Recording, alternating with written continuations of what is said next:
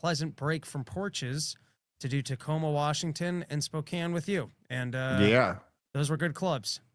they were great. I can't wait to be back there. Yeah, Tacoma, Spokane, come on out. But first, enjoy a Labor Day with Robbie the Fire Bernstein if you're in the area. Yeah, and then we got a bunch of stuff coming up for the rest of the year. A whole bunch of great shows. Yep, that's right.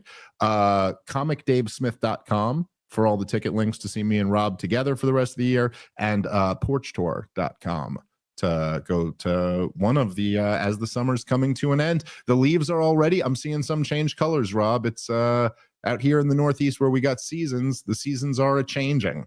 I feel like I did a lot this summer, but I'm also bummed that it's like my summer's not over. I'm going to continue to porch, but there is something about your whole life is a summer, Rob. Yeah, exactly. At this point, I just head to warmer climates. I'm like a snowbird of porches. But I don't know. There's something a little bit like, wait, that was all of summer? Jeez. It did go quick. Yeah, it's been a wild year for me. It's the whole thing has just gone kind of quick, but yep, summer's almost over. Before you know it, we'll be in 2026.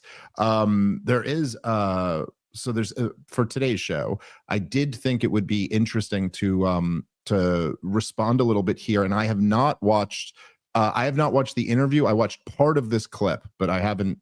I'll be reacting in real time to like the second half of it at least. But I know you saw, Rob, and I'm sure many of you people who are watching the show saw that my guy, excuse me, my guy Patrick Bet David had Benjamin Netanyahu on the show. And of course, this follows after Benjamin Netanyahu was just on Trigonometry with Konstantin Kassin. And there's, of course, now this is in terms of what the publicly available information is. We also know that Benjamin Netanyahu's son was slamming Joe Rogan for not having Benjamin Netanyahu on, saying he refused. That hasn't been really confirmed in any other way. But either way, it does just really hit on this point that I was making before we responded to the one where he was on Trigonometry, that I cannot overstate how much it just kind of blows me away. Of course, it confirms a lot of what me and you have been saying for quite a while, but it really is, it's just so wild to me that Israel is losing the propaganda war so badly. And it's also so fascinating that Benjamin Netanyahu on some level knows that the way to try to fight this is to roll up his sleeves and get on podcasts. That is just so interesting to me, man. Like it's like he knows. It's a real admission in a way that they're like, look, this is now where the narrative is being constructed, for better or worse. That's where you got to go. Benjamin Netanyahu is the guy who can go on any corporate media show that he wants to go on and be guaranteed the softest of softball interviews. Just, it'll be nothing but lobs over the plate. I mean, if Benjamin Netanyahu wants to go on ABC or NBC or CBS or Fox News or what, CNN, he knows he can go there and all of the questions will just be like, fastballs over the middle. It'll all just be like, and so on October 7th, where you're, and yet he can go to the Congress.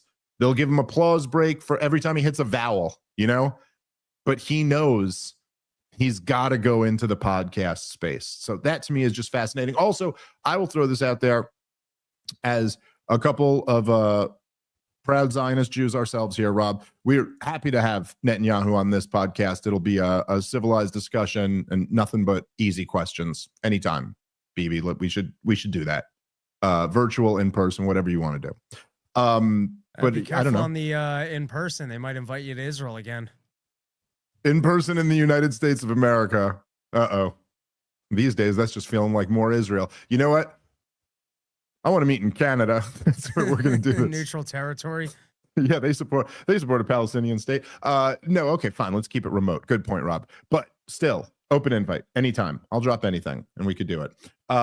But anyway, so he was on. I don't know if there's anything you want to say on that. I mean, I guess it's a point me and you have been making for a while, but it still is just amazing to me that they've got to come get into the podcast game. Everybody just knows kind of like that's where people are getting their information from. So I think I listened to about 30 of the 45 minutes of this. I have not listened to him on trigonometry yet. But Patrick McDavid, he asked fair questions, all questions I'd like to hear Netanyahu respond to.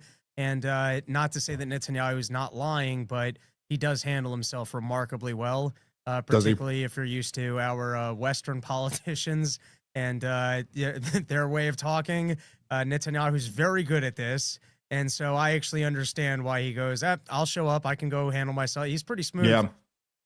Well, there's also something I mean, look, this I think is a dynamic that's just been true in general, at least since Obama. I mean, and then of course we had George W. Bush before him who fit the mold of this. But there is, particularly with like Biden and Trump, there is something whether you see a foreign leader. This isn't saying anything good about them.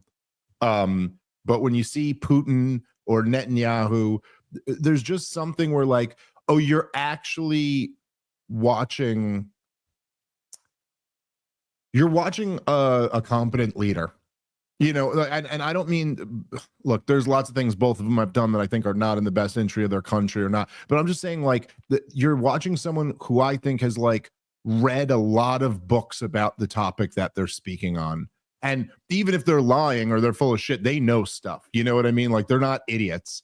And when you listen to Joe Biden or Donald Trump, that's just not the same thing. And so, like, yeah, no, Benjamin Netanyahu is a guy who, no matter what you bring up, he's got a talking point for that.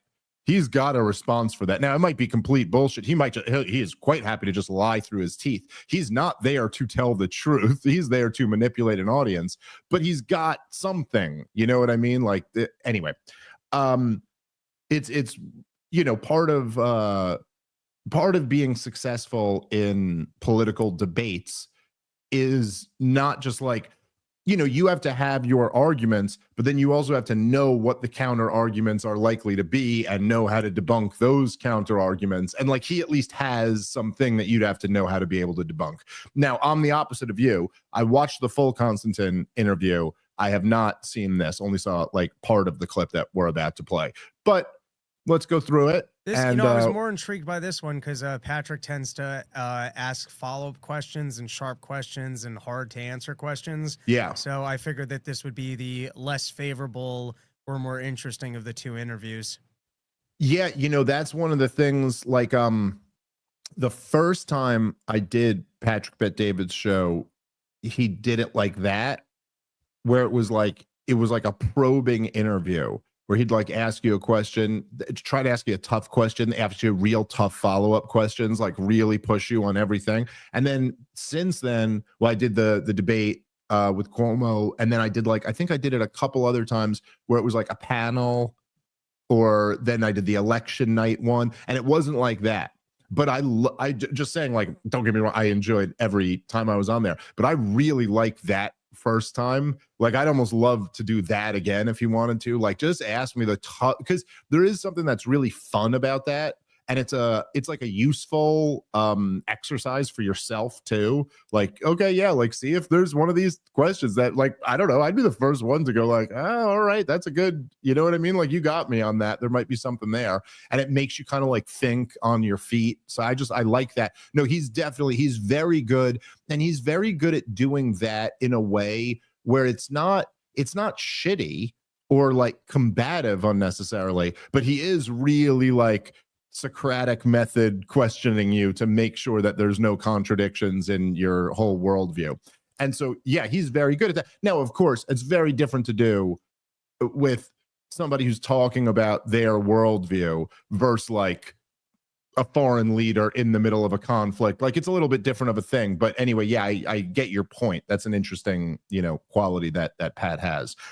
By the way, I guess I should just say before we start this, I feel like a broken record sometimes. I apologize for that. But I also I see Pat's getting a lot of shit now for having Netanyahu on. I think this is all misguided, guys. More of this is better. There's nothing wrong with platforming. Is a bullshit leftist word. Anybody who uses it is just arguing from a place of like, there's already a spirit of censorship to what you're saying. And what do you mean? Don't platform Benjamin Netanyahu? Like, it's just too ridiculous. It's like the guy is let's just say in terms of power dynamics, he's doing quite well. So I don't think it's like, oh no, Patrick Bet-David platformed the guy who gets unconditional support from the most powerful government of all time. I think probably we'd rather hear more than less. Okay, let's play the clip. Years. I was born in 78. The Shah was leading Iran, Mohammad Reza Shah Pahlavi. And when you look at the stats from 1941 when he took office to 1979, that 38 years that he was in, not a lot of wars. It was fairly peaceful. You have some numbers on the low end of 17,000 people that died due to war in Iran during that 38 years. High numbers, 50,000. In the Middle East, not as chaotic. Of course, there was issues, but not as much as they have now. Then from 1979, Khomeini comes in IRGC, which I had the former founder of IRGC here. We had a conversation with him.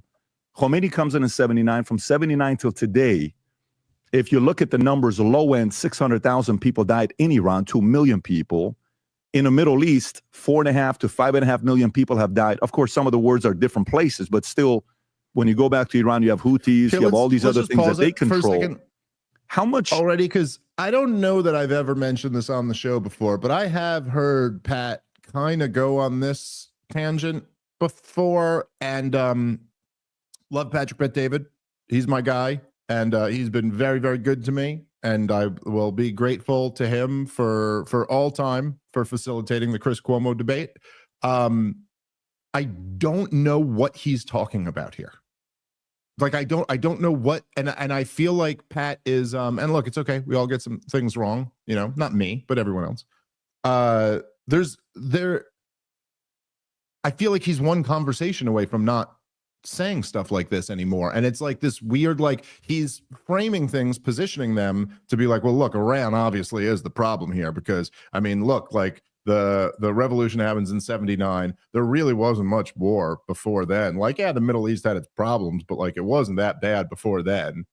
But then after the Iranian Revolution, like all of a sudden we have all these problems. Now, first of all, if that were true, it's still not an argument. Like like if you, Rob, if you went and you walked into a bar and you got jumped and like viciously assaulted, or like and then I went like, there were no problems until Rob came into this bar. Like, that is a correlation, not a causation. It does not prove anything. The question, like, even if war increased or conflict increased after you entered, that doesn't mean you're responsible for it. So it's not as if like there's an ending to that story, but it's also just not true.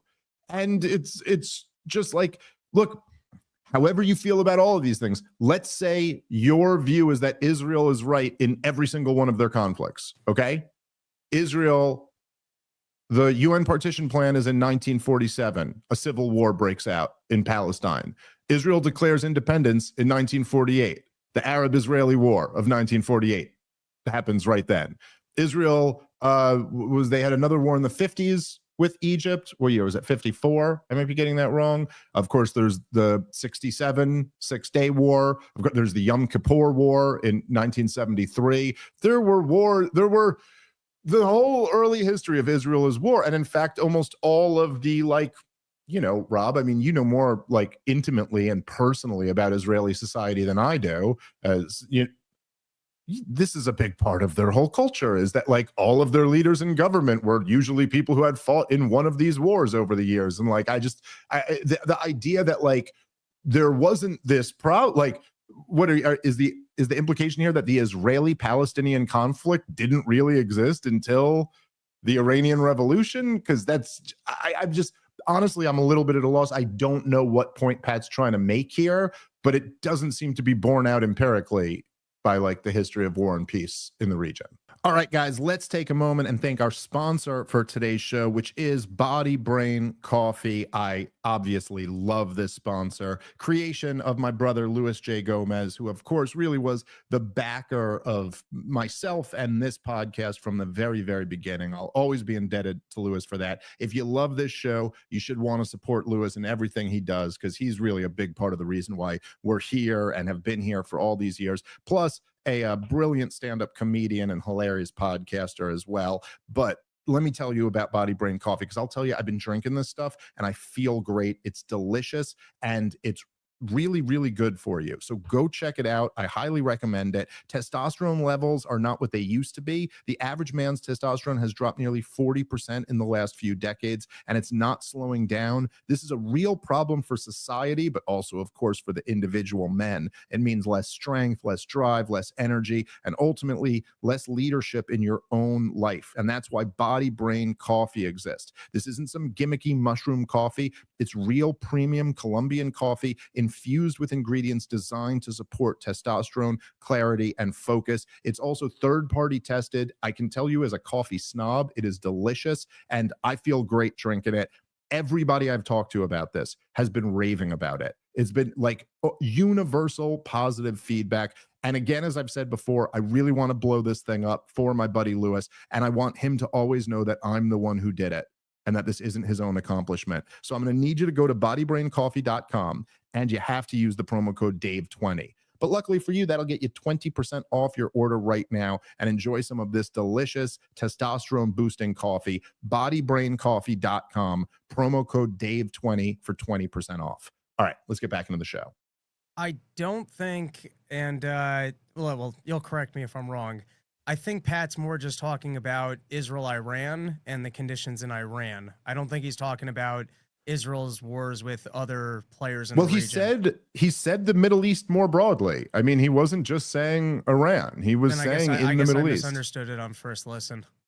Yeah, I mean, I wouldn't have said that if he had said, but he said in the Middle East, you know? So anyway, let's keep playing.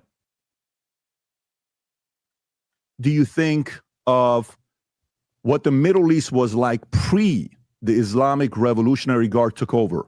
How everybody was able to find a way to get along versus what happened after 79. I know you're a big history person. Right. What is the difference between those two eras? Well, the big difference is the by the way, I'm sorry, just pause it again. Islamist revolution that basically took this very... Sorry, pause it again and you could bring it back a little bit. But yeah, I mean, Rob, he more explicitly says there. By the way, I only covered a few. Israel had bombed Iraq. Israel had invaded Lebanon, both in the I guess he's in the 80s. I go, okay, that was a few years later. My bad on that one, actually. Sorry, I got my dates mixed up there. That was like a few years after. But like, I don't know, those were other beefs. It's not like it was because there was the Iranian Revolution that they had to bomb Saddam's, facilities or something like that. He was an enemy of Iran. So yeah, I mean, I don't know. This just is not true.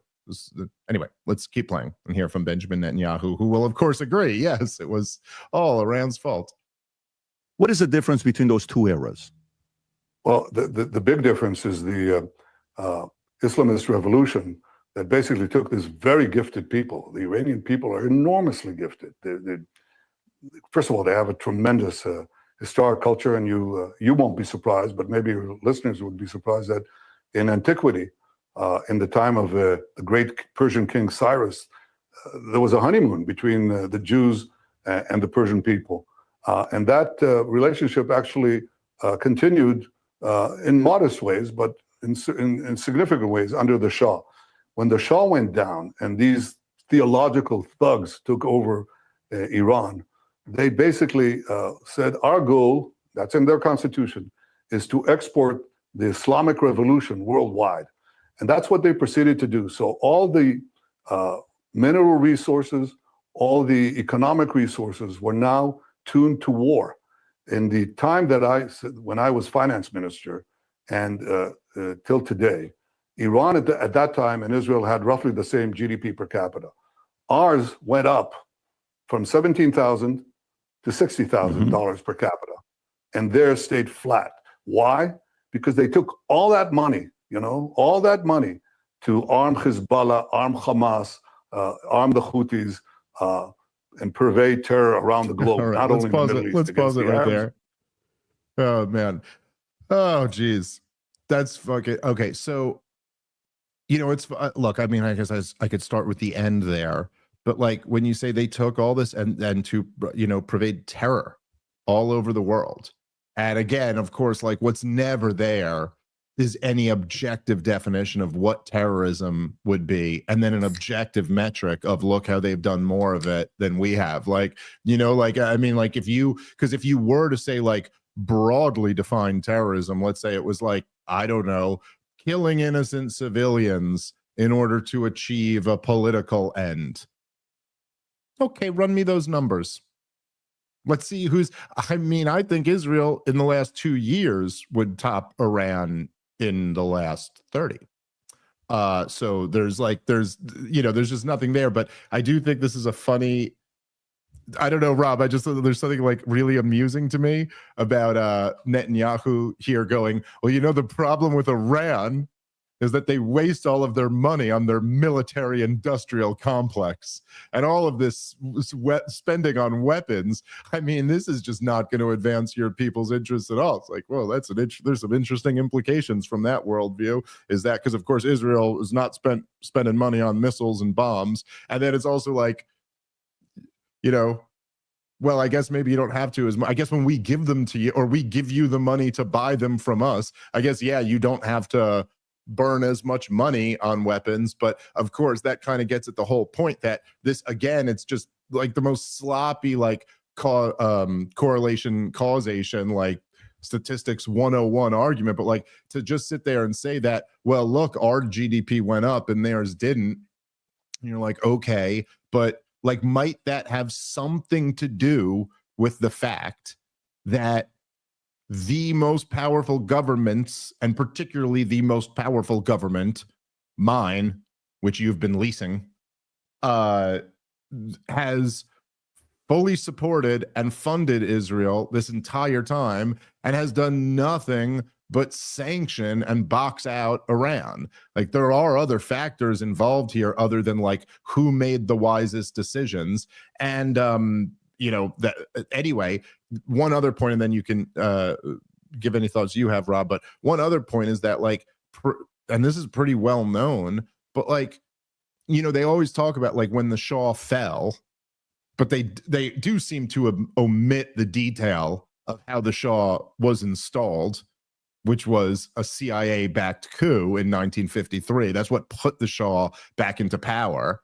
And, what do you think, Rob, was happening with a sock puppet that the CIA put into power? Like, what could you take a wild guess of what the Shah was buying from the United States of America? Yes, weapons. This is, in fact, it's still some of the issues that they have right now, where they'll be like, Netanyahu at some point, I'm sure in this, was like, Iran has fighter jets or something. Yeah, that's right. They do, because America sold a whole bunch of them to them. And so the idea that like that was the difference between the Shah and the mullahs was that, they started spending money on weaponry or something, is just like ridiculous. But of course, also, they kind of want to avoid talking about how the U.S. overthrew the government and installed the Shah, because immediately once that would change some, there'd be some rearranging in your head of like, that might be part of what they're angry about. Anyway, any thoughts you have, Rob? Well, it's nice to hear Netanyahu educating the American people on why we should be careful about funding wars, such as giving money over to Israel. Because it can bring down your GDP as you don't make other investments. The other thing I picked up on, and I know that I don't think he means it. I think it's just like Donald Trump. I love these people. They're great people. But it is kind of a racist perspective to go that the Persians are particularly wonderful people, similar to the Jewish people. So what people do you think are worse strands of human beings? I didn't realize that Israel had a genetic look on human beings, that some people were better genetically than others, and that you can have some sort of a racial identity based on where you live. It sounds worse when you say, listen, we're just trying to genocide Arabs here. Like, what's the issue, Persians? It's there's I get what you're saying, and there's something to that. And even though like because even when you're being complimentary of a race, it does kind of, it just like if you're like, I love the white people, smart people, those whites, you're kind of like, all right, but what's the flip side of that? But yeah, breaking news, the Israelis are pretty racialist. Okay, let's keep playing. Against Israel, against everyone else, against Americans. So, what has happened is that Iran collapsed economically. They have now infrastructure that is completely destroyed. Their water system is depleted. Their dams are empty. Their rivers are drying up because they don't take care of their people. This is a horrible sect. So I gave, in this room where I was sitting a few days ago, I gave a podcast to the Iranian people, which I do from time to time. And I had a glass of water. Pause it already. And I'm just saying, I just love the new world. I just love that even Netanyahu's like, so I got out there and I gave a podcast. It's just hearing world leaders even say this shit. It's just, I don't know. Sorry. It's I shouldn't harp on this too much, but it's such a, I don't even know how to describe it. It's just, feels like just a vindicating feeling when, everybody has to come down to our level here, come down to the level of the podcaster. Sorry. Anyway, anything you want to say, Rob? I'll comment afterwards, but his message to the Iranian people is almost Mad Max-esque. Okay. Well, here, let's hear it. You know, a pitcher of water. Mm-hmm. And I said, you know, we helped Iran and we're ready to help Iran with its water problems. And when you free yourselves of this tyranny, we'll do it again. Now, Patrick, how many views do you think I got for this this podcast? How many? It's a video, actually.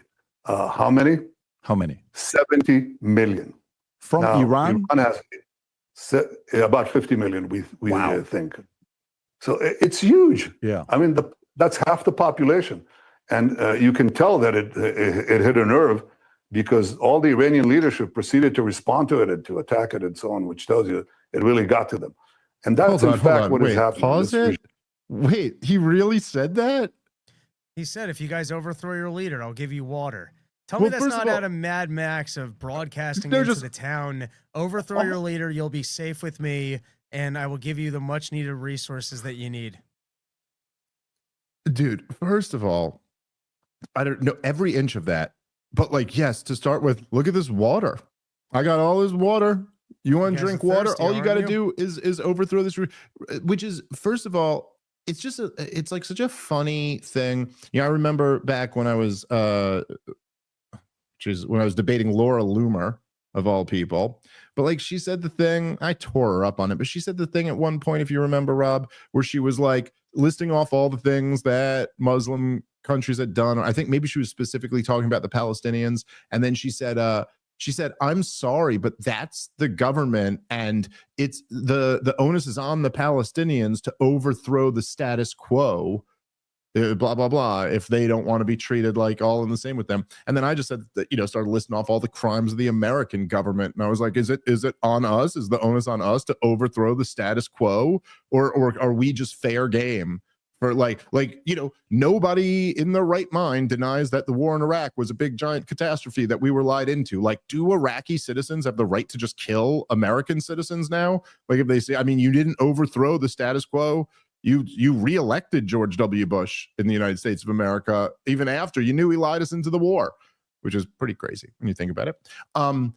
But the obvious answer is like no. And as soon as you're talking about ourselves and not talking about these people that you're somehow able to dehumanize, you realize right away that like what a ridiculous standard that is. It's like, I don't know, overthrow the status quo. Like, as if my point is just going like, even if you're reaching an Iranian person, imagine you were just talking to a citizen of the United States. Hey, you want this thing I have in my hand? All you got to do is violently overthrow your government. You're like, well, that's kind of a tall order. I mean, I don't know. It's not so clear that regular people just have the option to overthrow the regime that rules over them. Like, I don't know about you guys, but like I do a podcast, like every single episode is all about how I'm not happy with Washington, D.C. But I never thought to myself, like, well, maybe I'll just go overthrow them because, like, obviously I don't have the means to do that. So what the hell does that mean? And holding on to water? Like, yes, Rob, like, how does this not make you a cartoon villain? Like, what? What do you even say? Here, Iranian peasants? Like, what? Doesn't this look like delicious water to you? All you have to do is go to Tehran and overthrow the regime, and you too can have delicious water given to you by Israel. But and then the part I also don't even get, like, where he's going, I did a podcast. Guess how many views that thing got? And you're like, well, yeah, I mean, I guess if Adolf Hitler did a podcast, it would probably get a lot of views too if we had had the internet at the time. That doesn't like, yes, you're a pretty important figure these days, Netanyahu. Is that what you're saying? But so 70 million people viewed it. 50 million people in Iran viewed it, he's claiming. And he's like, that's half the country. And you're like, yeah, but you're just saying they viewed it. Like, what is that? What exactly does that prove? It's not like he backed that up with something like it was like, and this change. And then he just basically said that the Iranian government was responding to it. And therefore, what? That proves that it hit a nerve. You guys are Rob, they're two nations who were at war a few weeks ago, maybe still, you know what I mean? The fact that they responded to what the leader of another, like, this is like a Twitter argument between girls in high school. Like, what? Like, I mean, you like imagine it like when Hitler declared war on the United States of America, and then FDR asked the Congress to declare war back, and then someone was like, oh my God, look at FDR responding to what Hitler said. He's so triggered right now. Like, what? Yes, they responded back to your thing. Oh, I don't know. I just thought that was, all of that was a bizarre thing. Just a bizarre rant to go on. All right, guys, let's take a moment and thank our sponsor for today's show, which is Prolon by El Nutra. It is the only patented fasting mimicking diet that combines the benefits of prolonged fasting with a science-backed nutrition plan so you can hit your health and weight loss goals without actually having to give up all food. So to explain it briefly, you know how you hear about those fasting diets all the time? Well, what they require is fasting, not eating food. And there's a lot of benefits that come along with fasting, but the not eating food part really sucks. And so Prolon has solved that problem. It's a revolutionary plant-based nutrition program that nourishes the body while making cells believe they're fasting. It's researched and developed for decades at the University of Southern California's Longevity Institute, and it's backed by leading U.S. medical centers. Prolon helps promote healthy blood sugar, supports cardiovascular health, and reduces abdominal fat. And this all starts with Prolon's 5-day program, snacks, soups, and beverages, all designed to keep your body in a fasting state. It's unlike anything you've ever experienced. You get the benefits of fasting without having to give up the food. And right now, Prolon is offering Part of the Problem listeners 15% off their 5-day nutrition program. Just go to prolonlife.com/POTP. That's prolonlife.com/POTP for this special offer. That's prolonlife.com/POTP. All right, let's get back into the show. All right, you got anything else you want to keep playing? Let's keep playing. Keep playing. To attack it and so on, which tells you it really got to them. And that's in fact what is happening. This regime is not only tormenting and executing and killing the people of Iran, they subjugate them, but they seek to subjugate the entire world in their mad fantasies, the Muslim world and then everyone else. And of course, we're not Muslims, so we have to be eliminated because we stand in their way of conquering the entire Middle East. So Israel is fighting here not only our war, but the war of our Arab neighbors, the war of the Western countries. They're developing now ballistic missiles that can reach deep into the heart of Europe. Their plan is to develop, the next thing is an ICBM, an intercontinental ballistic missile that will reach 8,000 kilometers.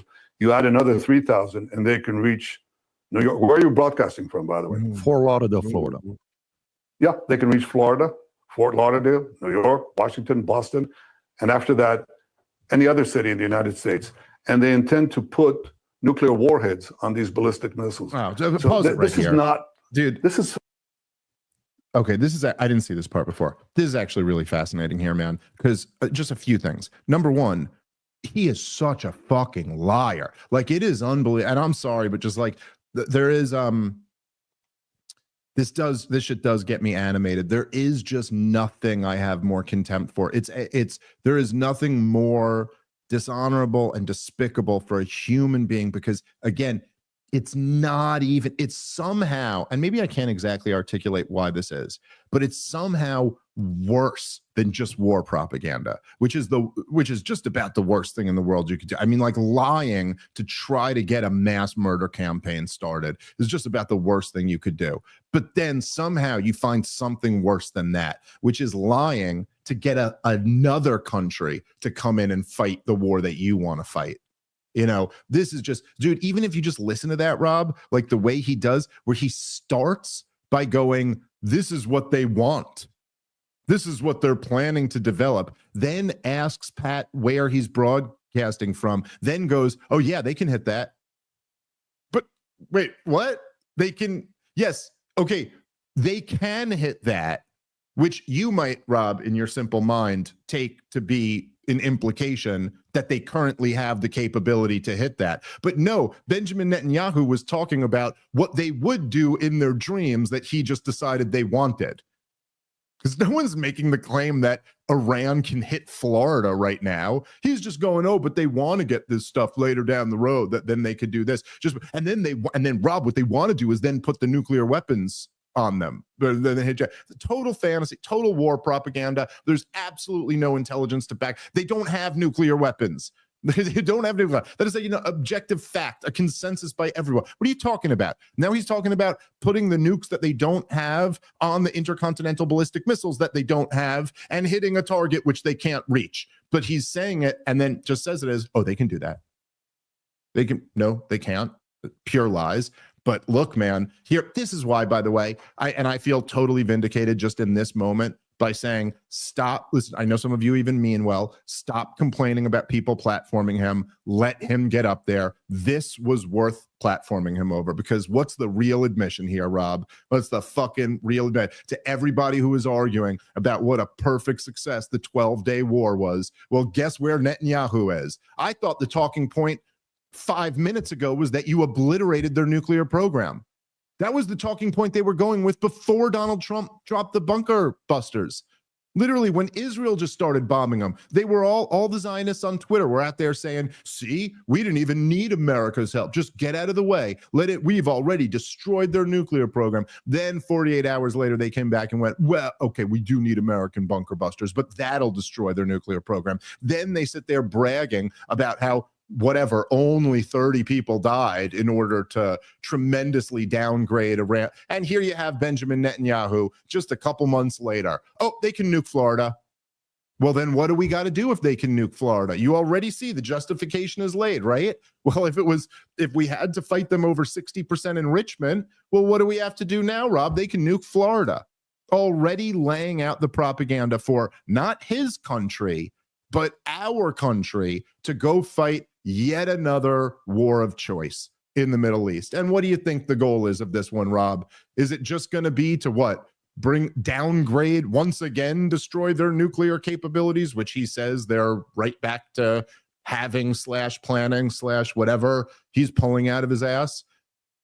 No, the goal is going to be to overthrow that regime there, as has been the goal all along.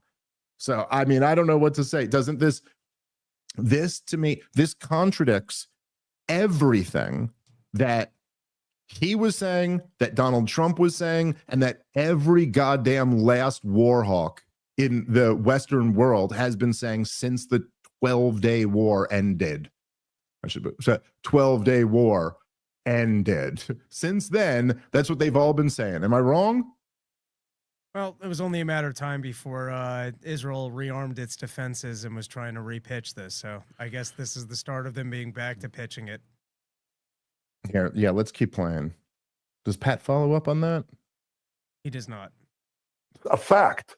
And the main fact that I want to say is that we're fighting in many ways the war of the West, the war of Western civilization against these barbarians. And our victory will be your victory. And one more thing. You talked about the Iranian Revolution. You remember how it started? You remember what the first thing that they did when they took over Tehran? You talking about the toast with Carter, or you talking about after when they took over?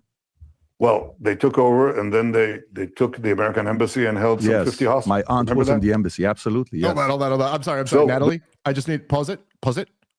Bring it back to where we just were right there. I want to hear his exact words again. Do you remember how it started? Do you remember the first thing they did? I'm pretty sure this is actually what he's going to say here, right? That's what he said?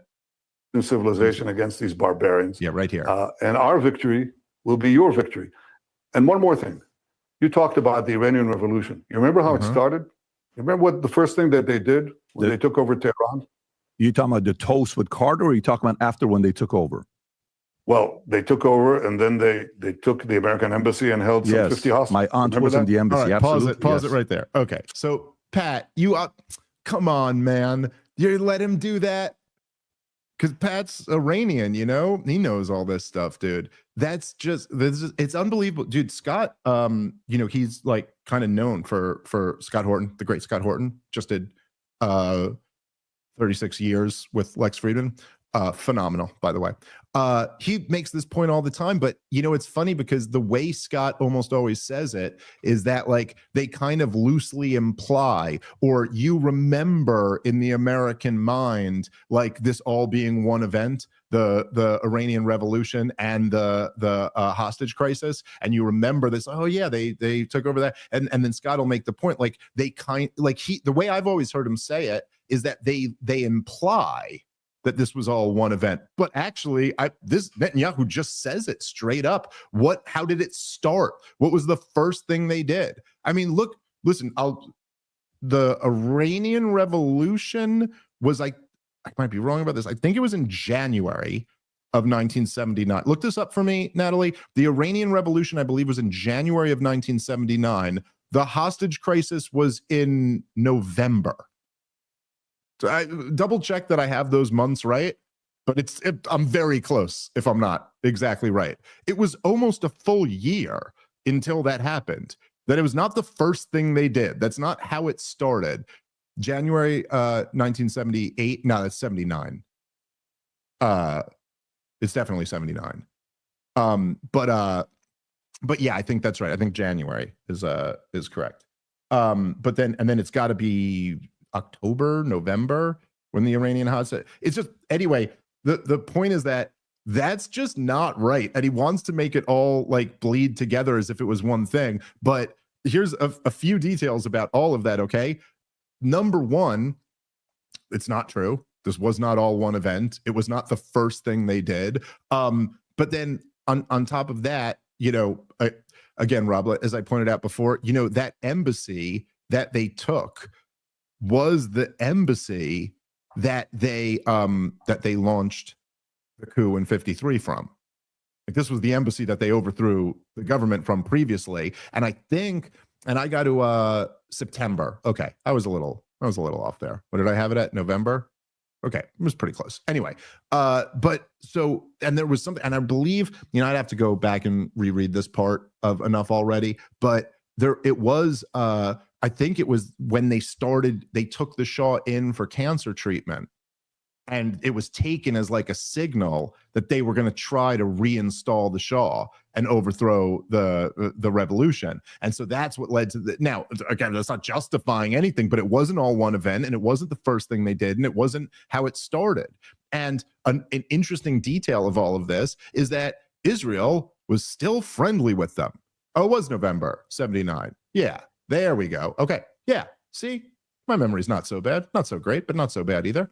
But so Israel was still friends. Iran-Contra, as you might remember that little scandal, Rob, right? Well, a big part of that, the Iranian part of the Iran-Contra, was that they were selling weapons to the Iranians during the Iran-Iraq war that Patrick Bet-David was a refugee from. So during that war, which, by the way, is also crazy to me that, like, you know I've mentioned this before, and I think about this specific thing, but I just find I don't know that there's any policy ever that could be less justifiable on its face than funding both sides of a war. Like, I just don't, you know what I'm saying? Like, even like a war a war of aggression is already about as evil a policy as you could get. But there is something about funding both sides of a war that is like, yo, that is next level evil. Like, you can't even pretend to really think what you're doing is justified. Anyway, that's what America did in the Iran-Iraq war. But in the Iran-Contra. So we were backing Saddam, but then we wanted also to back the Contras against the Sandinistas in Nicaragua. And so we made this play that it would be worth it to sell these weapons and ship some cocaine into the United States of America. Me and Rogan talked about this a little bit the other day.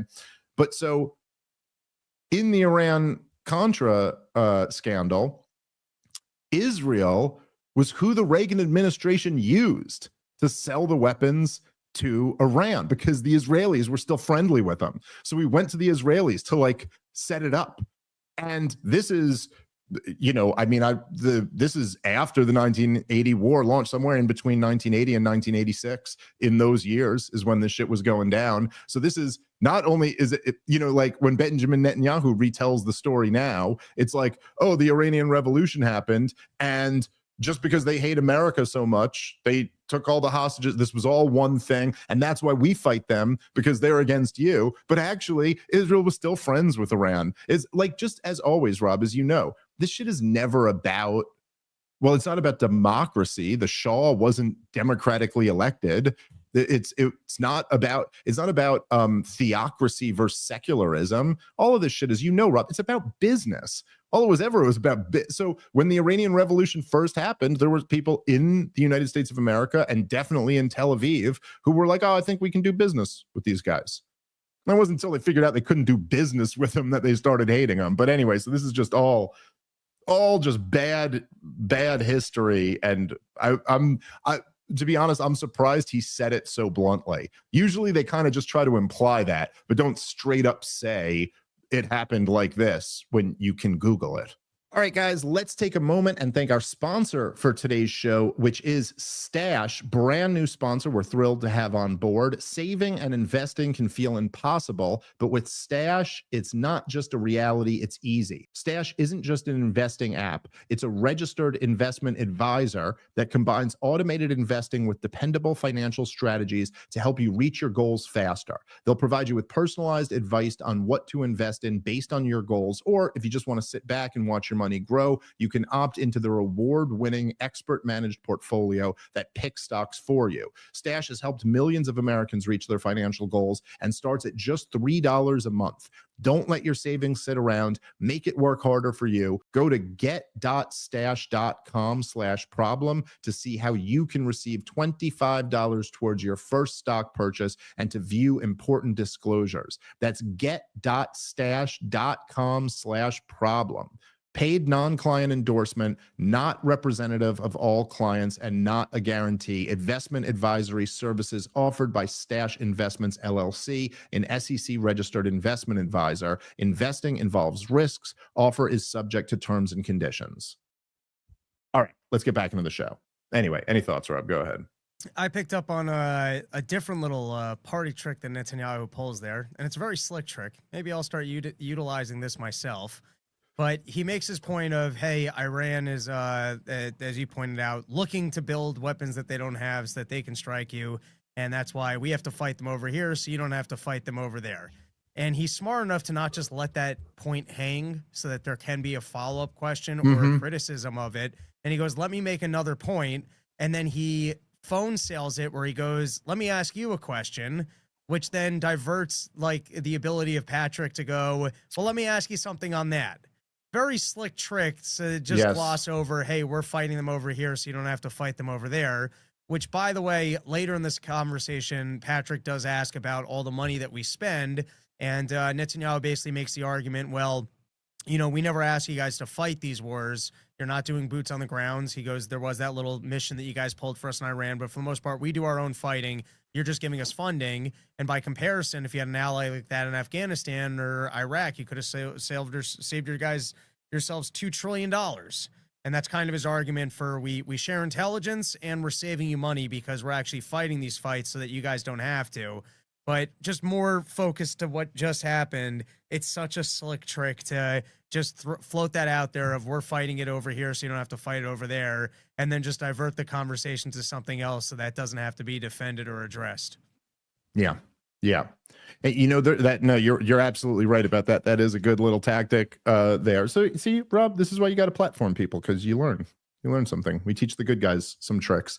It is like, I mean, I get fundamentally, it's just like this is such, and again, look, this is part of the reason why I'm able to go win these debates on this topic, because it's just like the whole thing is such a house of cards. Like that whole fundamental argument is just so weak on the face of it.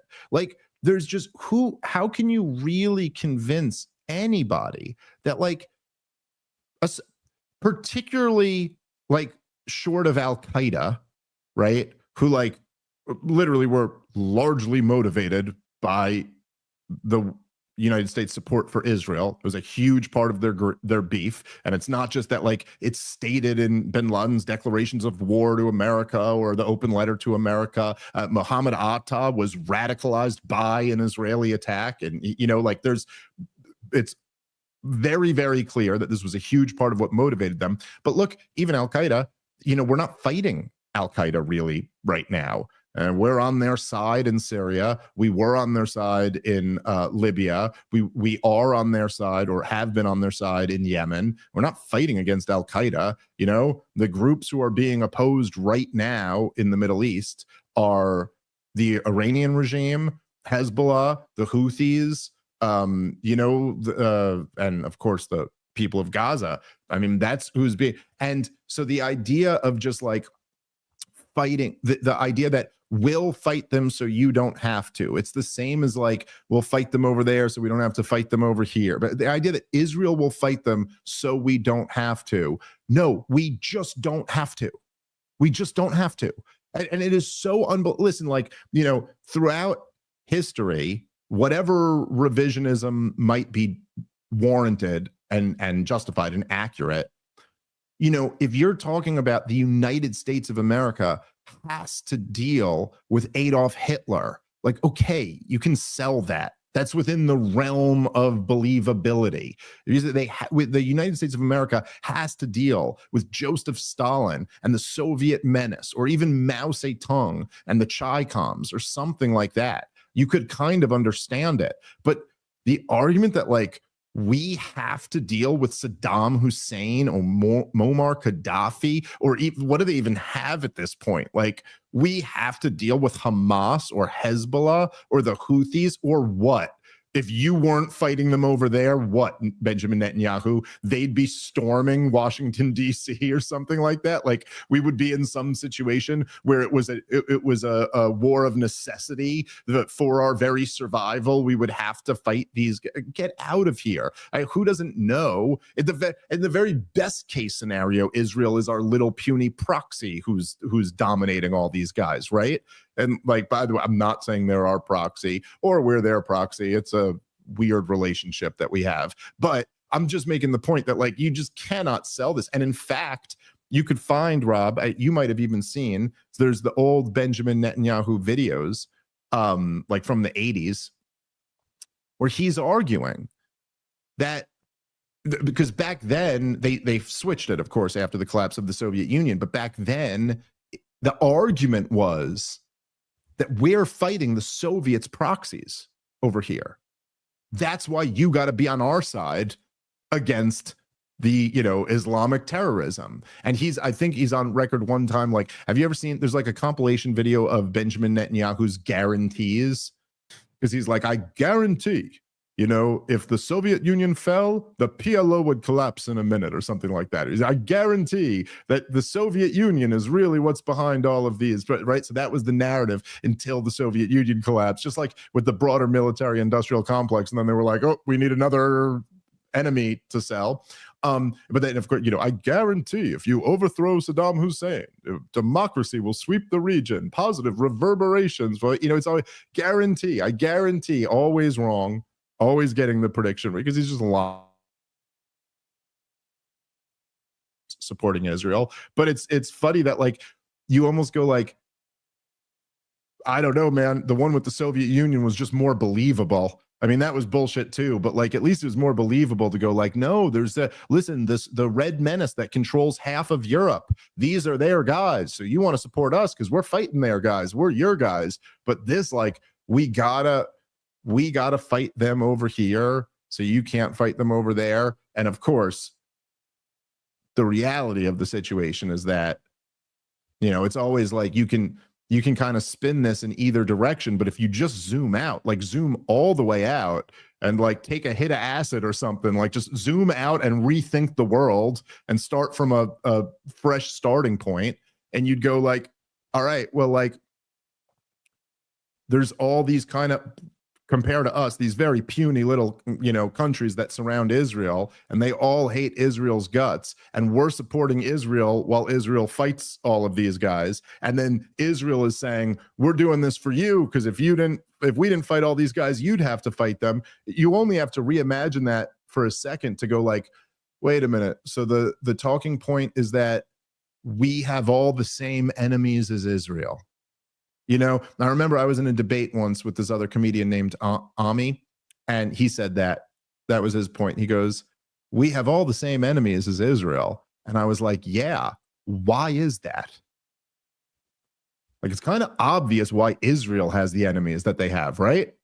They're like the surrounding countries, okay? Like, however you feel about it, you know, and look, it's a long, complicated history. I've spent quite a lot of time talking about it. And there's a lot to it. I'm always still learning more about it and reading a new book, and I learned more information about this. It's a long, complicated history, and there are lots of Israelis and Zionists who have been in the wrong. There's lots of Arabs who have been in the wrong too. I'm not like absolving anybody of responsibility, but the bottom line is that a bunch of Eastern Europeans came up with a political theory that said they wanted to create a Jewish state in Arab land. And they ultimately, through the years, put it together and worked to do that, and ultimately created that state. And that ultimately resulted in like between 700,000 and 800,000 people who used to live in what is now considered Israel being forced out of Israel. And then there was a war in 67, and then that led to an occupation of these, you know, lands that are populated with Arab Palestinians, and that's gone on ever since then. And however you feel about that, it just makes sense to you why there's a beef there. You know, they came and created this Jewish state here, and the people surrounding them don't care for that very much. And the people who used to live in that area, who no longer live in that area, sure do resent the fact that they did this. Whatever side of that conflict you're on, it's pretty obvious that's the conflict. Why are we involved? Why are they our enemies also? Well, just because Islam is so bad and radical and hates everybody, saying like, yeah, or maybe it has to do with we're supplying the weapons. You know, like maybe the whole beef is that we're involved in this fight to begin with. That seems much more likely than, thank God we got these guys starting shit with everybody over there, because if it wasn't for that, we'd have to take care of it ourselves. Like, what would we have to do to Lebanon if Israel wasn't fighting them? Can you imagine actually trying to make that argument that, let's just say it's the year 2025. We got all the problems that we have. The world looks the way it looks, but Israel didn't do the pager attack. Israel wasn't bombing Lebanon at all for the last 2 years. You're telling me you have a coherent argument for why right now it'd be like Donald Trump's going to have to go do something about Lebanon? We really got no option. Like it's just, this is pure fantasy, purely made up. All right, guys, let's take a moment and thank our sponsor for today's show, which is Crowd Health, a great company I've been telling you about for many years now. What if you could get healthcare for under $100 a month? You've heard me talk about Crowd Health. I want to tell you about something they've just introduced. You can finally rid yourself of the bureaucracy of the healthcare system and take agency over your own health. Crowd Health just introduced the Black Swan membership. It's the healthcare alternative for people who want autonomy over their care, their costs, and their lifestyle. They just need a little help with the Black Swan events that happen in life. Well, now, for just $95 a month, you get access to a team of health bill negotiators, low-cost prescriptions and lab testing tools, and a database of low-cost, high-quality doctors vetted by Crowd Health. You stay in control without insurance and their networks dictating your care. And what if something major happens? Well, you pay the first $15,000 and the Crowd steps in to help fund the rest. It feels like the options that we used to have before Obamacare messed everything up. And now, if you use the promo code POTP, it's only $80 for the first 3 months. Go check them out at joincrowdhealth.com and use the promo code POTP OTP for that deal, just $80 for the first 3 months. Crowd Health is not insurance. Opt out, take your power back. This is how we win. All right, let's get back into the show. All right. Any other thoughts on any of that, Rob? Now let's continue. Well, I think, did we we still got a little bit more. There we go. Perfect. So this regime began by taking hostages. And what do their No, it proxies do today? They take our hostages for extortion. They take our hostages. I liberated 205 out of 255. We still have at least 20 alive and about 30 dead, and we intend to get all of them. And that's what we're fighting for now. But it just tells you what the nature of this regime and its proxies is. It's anti-West, anti-America, anti-Western civilization. It's not good to be a Christian. It's very bad to be a Jew in Iran. And it's very bad to be either one of those at any part of Iran's proxies. Right. I wish we had a couple hours to talk about Iran, because I have a lot of interest in that topic with you. So if you like this clip and you want to watch the entire... All right. I don't know. Yeah, I mean, it's at the end, it's just kind of this, like, you know, this desperate attempt to just be like, you know, we're the guys who are with you, and they're the guys who are against you. And, you know, the argument that it's not very good to be a Christian, and you know, I mean, I don't know.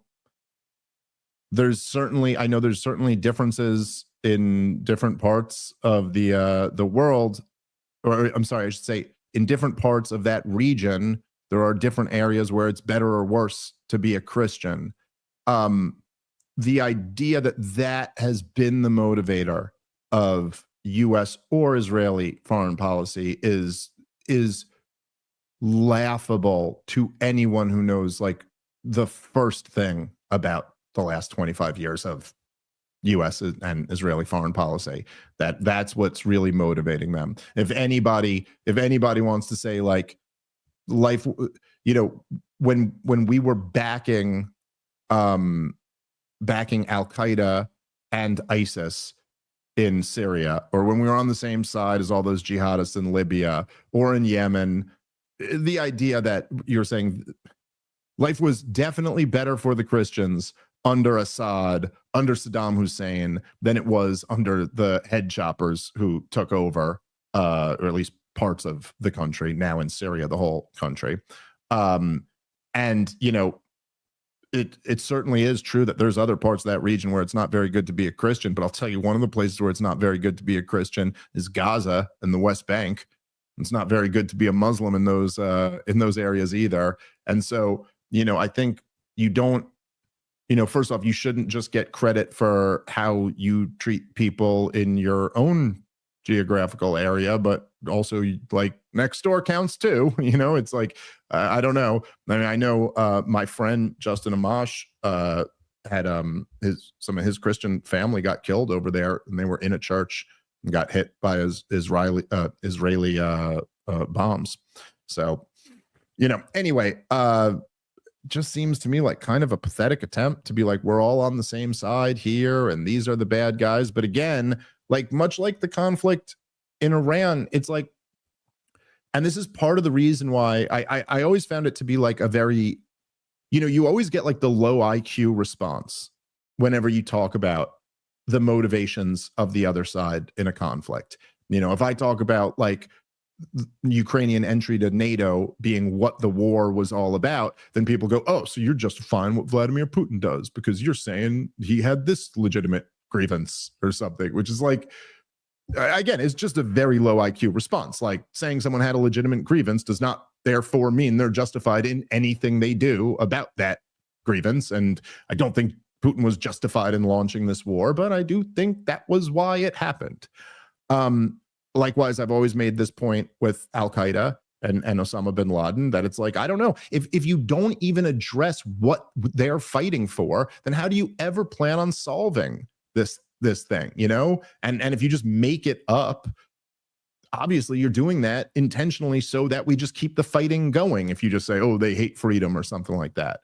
And look, with Iran, again, they're not quiet about it. Like, if you ask, you know, like, what the beef is, I've had lots of Iranians who have explained this to me before, and I'm sure almost everybody listening, if you've looked into it at all, have seen this. But they will quite tell you, they do not forget that we overthrew their democratically elected government and installed a dictator who they did not like very much. That is part of the reason why they didn't like us. They also have not forgotten that we backed Saddam Hussein and sold him the chemical weapons that they used against the Iranian people. They also, there is some, or more than some, there is a lot of association or camaraderie between the Shiites in Iraq and the Shiites in Iran. And they also remember that George H.W. Bush told the Shiites to rise up and overthrow Saddam Hussein and then backed out on them and let Saddam put all of them down. Like, these are things that they remember.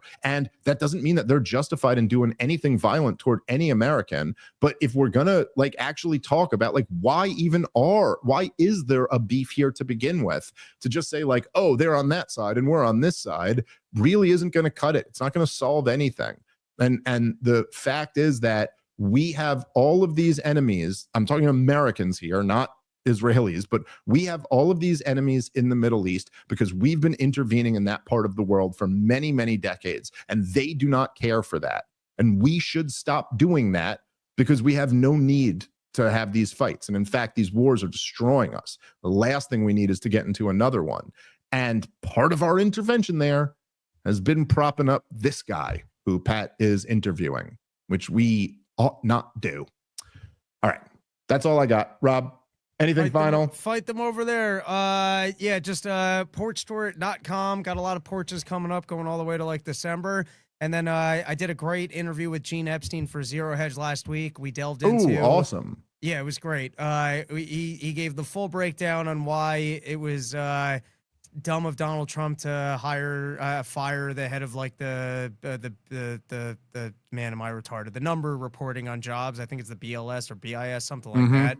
And then we also got into whether or not there's a demand amongst American workers for manufacturing jobs, if that's really where you can be making the most money and if that's a smart play. So you can go listen. A lot of good in-depth breakdowns by Gene. I highly recommend anything that Gene Epstein is a part of, or anything that you're a part of, Rob. Thank you. That's very sweet. Yeah. There you go. All right, guys. Thank you very much for listening. Catch you tomorrow. Members only episode tomorrow. Catch you then. Peace.